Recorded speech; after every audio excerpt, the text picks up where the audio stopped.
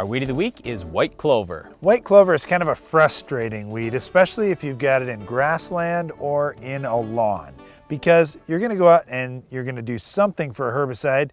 You're going to burn it back. You're going to think, oh, it's gone now. And then it comes back, and it comes back, and it comes back. The reason why is white clover is a perennial weed. It has a pretty extensive root system, and if you don't use a product that's going to get down into that root system, it's just going to take you some time, multiple years, to wipe it out. What we suggest most of the time with white clover is using 2,4-D in a lawn situation or even in non-crop areas. You could use dicamba as well in other non-crop areas. But if you're out there with 2,4-D or dicamba, you're going to have to hit it hard many times, probably full labeled rate, 3 times a year, or at least twice a year, at least in the early spring and the late fall for a while. And then in addition to that, you could use something like Drive in your lawn.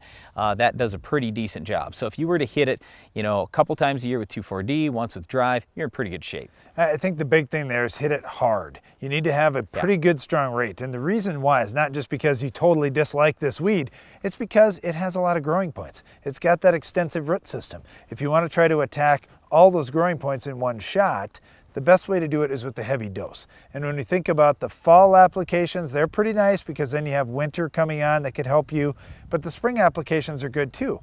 Here's the other key. Put on your herbicide, hit that white clover hard, and then fertilize your lawn, fertilize your pasture.